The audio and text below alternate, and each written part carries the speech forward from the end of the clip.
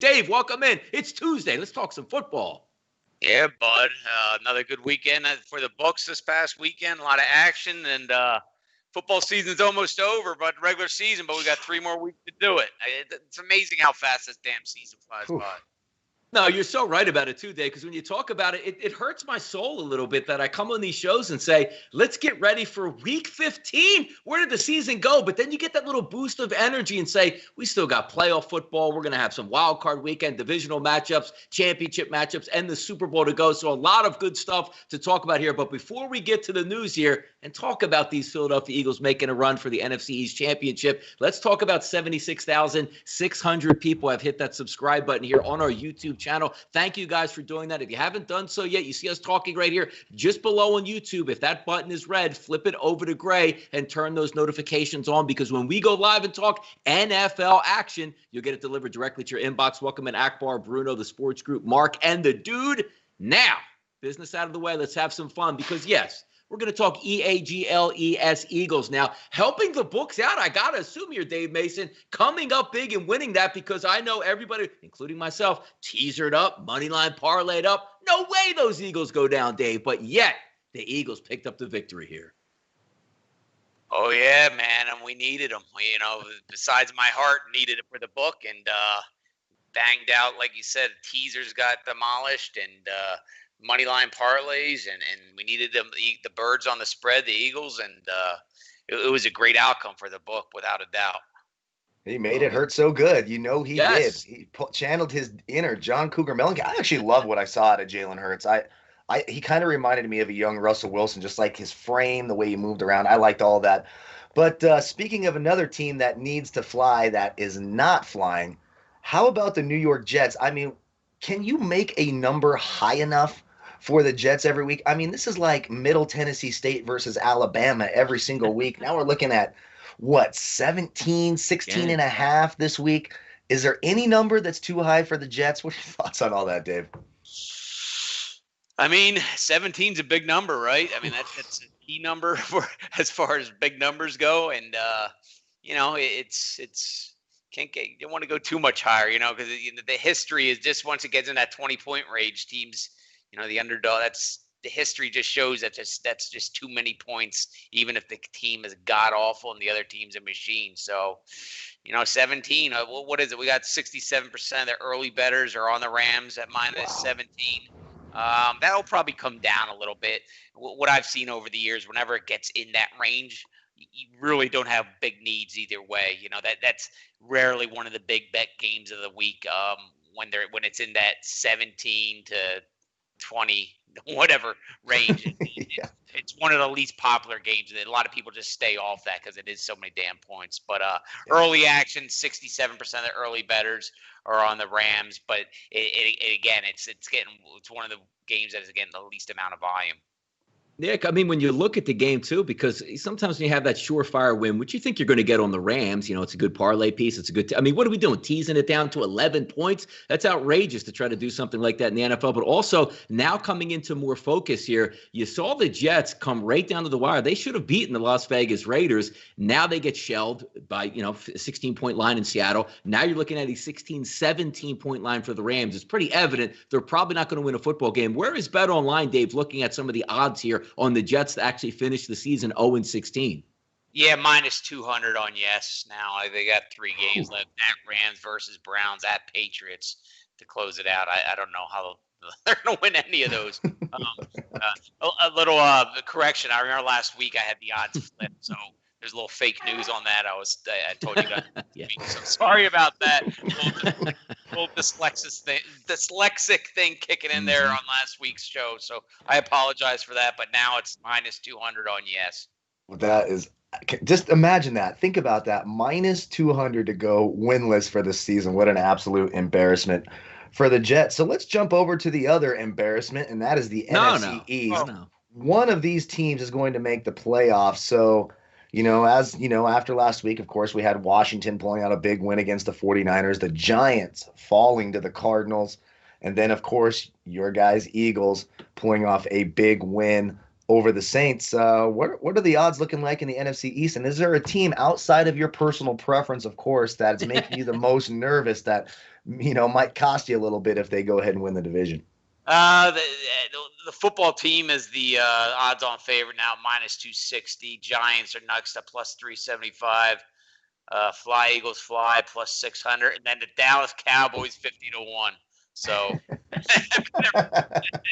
they're bringing up the rear of the Cowboys, which is fine. The guys in Philly, Donnie will tell you, as long as the Cowboys finish below us, that's kind of a silver lining there, no matter where we finish. But as far as exposure is concerned, Giants, taking all that New York money, they're our biggest exposure there for the NFC East. Amazing. The Giants laid an egg on Sunday afternoon. Then you take a look at Washington. Say what you want about them. You finally get a decent head coach that puts out a competent product, and the defense scores a few times on defense to carry them to a victory over the 49ers. And usually as fans, like even when we talk the NFC East, it's really bad, but we still do the math in our heads like, all right, if we go 2-1, this team goes 2-1, this team goes 1-2, we go 2-1. And then I snap back to reality and say, what am I doing here? Like the Eagles lost another tackle, so they'll be going into this game versus Arizona, who just clobbered the Giants, who we thought were the best team in the NFC East. You're on your third string left tackle, your third string right tackle. The guards have been switched around. You have a rookie quarterback who did play well against the New Orleans Saints, but now you're asking him to replicate that effort on the road against a team that's probably going to score some points. And maybe the Philadelphia Eagles down 3 of their 4 secondary members. So I always have to remember, like in the past, usually, Dave, we're coming down the stretch here. We're having fun with the Eagles because, they have 9 wins or 10 wins. Can we get a bye? Can we win the division? 4 wins. And I'm saying, like, how can we do this? I'm saying, do I even want to do this? And how crazy I'm actually doing that. Now, we always have Super Bowl aspirations in Philadelphia. Hey, we even got lucky with one in that 2017-2018 season. But now we look and say the Super Bowl odds coming into focus here because we see those upper echelon teams here. I'm sure the Kansas City Chiefs, everybody's going to be heavy on. The Steelers just a couple weeks ago riding that train of being undefeated, now suffer 2 losses. Are there any teams that are creeping up that you say from your perspective, boy, I can't have this team win the Super Bowl or we might be in trouble? And maybe a dog that says, you know what? We're seeing some steam come in on some of these teams with the odds to win the Super Bowl. Yeah, I mean, our liabilities, we have liability on 4 teams, and that's going to be 3 teams very soon. I mean, the Buccaneers have been our big liability since the Tom Brady news broke 10 months ago, or whenever the hell that was. 9 months ago. I mean, people were just pounding the hell out of the Buccaneers. I mean, that liability is just massive, absolutely massive. So definitely rooting against them. Chiefs, unfortunately, we have a large liability on them. Giants, a medium liability.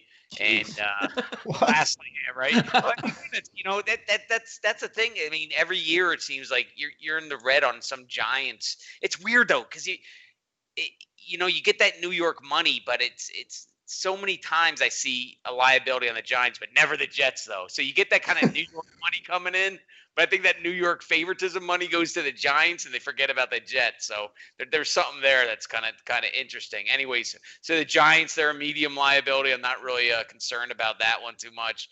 And then the Steelers is small, and it's getting smaller. We won't be taking a lot of action on them this week, so that will probably turn into a black figure. Besides that, it's all winners, man. We're in the black with every other team, so really not sweating anybody else as of now.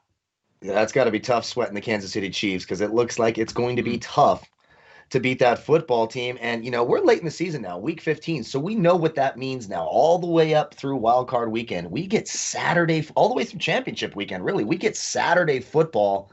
And I got to imagine that's a good thing for the books because this week we've got Buffalo and Denver. Carolina, Green Bay, I'm sure you always get some money in on Green Bay because, it's one of those national favorite teams. But I got to assume it doubles the action for these games at least being played on Saturday. Books excited about Saturday NFL? Oh, without a doubt. I mean, anytime there's a standalone game, I don't care if it's a Saturday or a Wednesday afternoon last week or Tuesday night doubleheader or whatever the hell else is going on this year. We love it. I mean, you said it, you get at least twice as much action on those games. And, 5 standalone games this week. It's Thursday, 2 Saturdays, a Sunday night and a Monday night. It'll sign us up for that every day of the week, every week of the season, without a doubt. And the early action's pouring in on these games. 79% is on the Bills early action, -7. That's going to be a huge need. Everything that weekend is going to be every teaser placed that weekend is going to be keyed on that Bills game. I'll tell you that much. So that'll be massive. And the other game, Panthers at Packers, about 57% of the early actions on the Panthers plus 10. So we're looking forward to it. And a Broncos outright would really would be a good one for the house without a doubt. You know, it's interesting too, Dave. We take a look at Sunday afternoon action. You go down, it's like, oh, I want to get excited by these teams are playing. Then you realize, like, this isn't really folding out the way we thought it would be. Tampa Bay, Atlanta should have been a big game. It's not. Houston, Indianapolis should have been a big game. It's not. And then you take a look at teams like San Francisco, Dallas before the season started. Boy, week 15, that should be a good one. The NFL actually tries to do the right thing last week and flexes the New York Giants into prime time, only off of one of their worst performances of the season. Now they go up against Cleveland. But you still do have that 425 Kansas City, New Orleans game, which we're seeing some movement on here. You know, some books open up 3.5. Now we're shifting to 3s, even some 2.5s that I'm looking at across the board. Sunday afternoon action, which are some of the bigger games that you believe that you'll be taking some action on? I know we get the Kansas City, New Orleans game, but there's not a lot to love, but we're all gamblers. We seem to love every game just because we bet on that game, Dave. No, absolutely. There's already some huge early exposures here. 86% early actions on the Dolphins versus the Patriots. Seahawks is a huge 174% from the Seahawks, -6 at the football team. Eagles, baby, like I said earlier, the early bettors are on the Jalen Hurts train. 79% of the early actions on the Eagles, plus a touchdown at Cardinals. And yeah, that big one, 80% of the bettors are on the Chiefs, -3. At the Saints. So those are some of our biggest needs, and there's more. Just about every dang game has a sweat attributed somehow when you factor in teasers, parlays, and everything else. Gotta love those parlays. I love me some parlays. Had some good luck, especially MMA lately here. I actually wanted to touch on the Kansas City, New Orleans game a little bit. Do you expect, like right now, Drew Brees maybe comes back for this game? If Drew Brees is ruled out and they're committed to Taysom Hill, do you expect that line to move a little bit? Because I'm looking at that thinking a Taysom Hill quarterback early on, maybe some foreshadowing in the show later. It seems a little short for the Chiefs, even though they've been really bad against the spread. Some of their margins this year, the last several weeks, just haven't been very good, and they haven't covered. Do you think that line moves if Drew Brees is announced in or out, or do you think it stays about the same?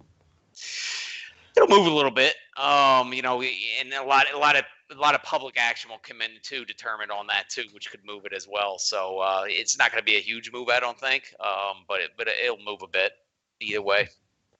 Dave, by the way, before we get you going here, I do want to ask you one quick thing about last night, because we did a live show. We had a great time watching. I mean, primarily we're over bettors, so we were overjoyed with the way that game worked out, prop bets and whatnot. But from your end of the perspective, of course, we've all watched that last second play where didn't mean anything to the game, but boy, it meant a lot to the books. Did that help or hurt you guys last night, Dave, from your perspective?